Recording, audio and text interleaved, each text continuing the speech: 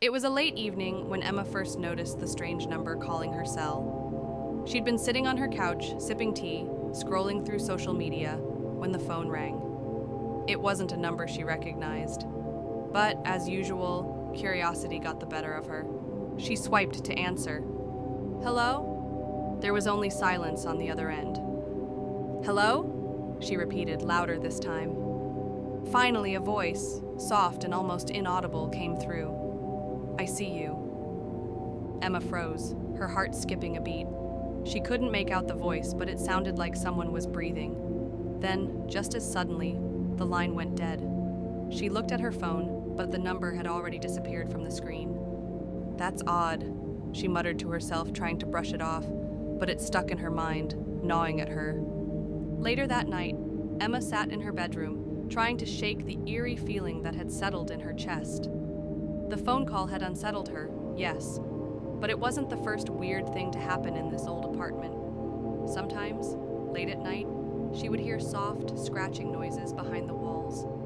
Other times, when she looked out her window, she could swear there was someone standing in the shadows of the alleyway. She got up, pulling the curtain back just slightly, and peeked outside. Nothing. But just as she was about to turn away, she saw it. Movement. A figure standing still, hidden between the trees.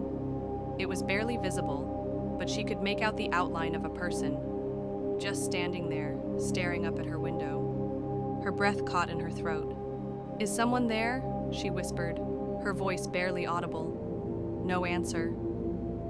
The figure didn't move, didn't respond. Emma stepped back from the window, pulling the curtain shut. But as she did, she felt something cold press against her neck, like a breath on her skin. She spun around. Nothing. The apartment felt wrong. The next morning, Emma couldn't shake the feeling of being watched. She checked every corner of her apartment, convinced that someone had broken in, but there was no sign of forced entry. Her phone sat on the coffee table, still no new calls, but every time she glanced at it, she felt like it was watching her back. It was when she checked the back door that she saw it, a single fingerprint on the glass. It was smudged, as if someone had pressed their finger against the door. Panic spread through her chest. She grabbed her keys and rushed outside to check the alley, but there was no sign of anyone, just the emptiness of the street. Emma took a deep breath, trying to calm herself. "It's just paranoia," she muttered. "Get a grip." But then, her phone buzzed again. Another call from the same strange number. She picked it up immediately. The voice came through, clear this time, but just as chilling. "I'm already inside." Adrenaline surged through Emma's veins. She hung up, heart pounding in her chest. She ran to the door, locking it quickly. Her mind raced. She needed to get out, now. She grabbed her purse, her jacket, and dashed out the door. As soon as she stepped into the hallway of her apartment complex, she noticed something strange. The lights flickered. Then the hairs on her neck stood up, as if a chill had taken over the air. Footsteps. Slow, deliberate footsteps from behind her. She turned sharply, only to find the hallway empty. But the air felt thicker. Her breathing quickened. She looked down at her phone, desperate to call for help, but the screen had gone completely black. No signal. She turned to run, but before she could move, she felt the cold air again, this time right behind her. A whisper, close to her ear. "I'm right behind you." Frantically, Emma reached the stairwell, her feet pounding on each step as she ran. She needed to get out, needed to escape. But the sound of footsteps echoed in the stairwell behind her. Closer now, impossibly fast. She dared not look back, afraid of what she might see. Suddenly, the footsteps stopped. She hesitated, turning slowly, her heart in her throat. The landing was empty. Then her phone rang again. Emma snatched it up, shaking. "I'm right behind you," the voice said again. But this time there was no whisper. It was clear, louder. "Open the door." Without thinking, she burst through the exit, into the dark alley behind the building. It was quiet, too quiet, but something stopped her. There, in the distance, a figure emerged from the shadows.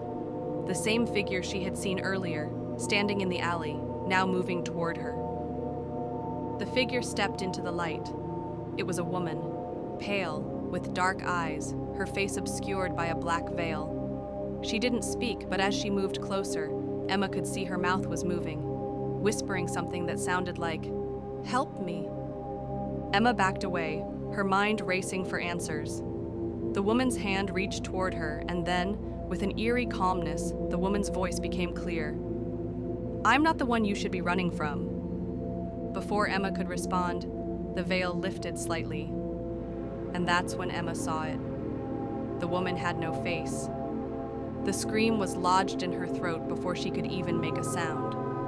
She turned and ran down the alleyway, but when she looked back, the woman was gone. Emma made it to her car, breathing heavily, shaking uncontrollably. She sped off into the night, every streetlight casting long shadows across the road. But even as she drove, she couldn't shake the feeling that someone, or something, was still with her. Her phone buzzed again, and she reluctantly glanced down at the screen. "I see you." She looked up, only to slam on the brakes. A dark figure stood at the edge of the road, staring at her. Emma didn't hesitate. She threw the car into reverse, speeding away as fast as she could. As she raced through the streets, she glanced in her rearview mirror. Nothing. The figure was gone. But when she checked the passenger seat, the woman with the black veil was sitting there, smiling at her.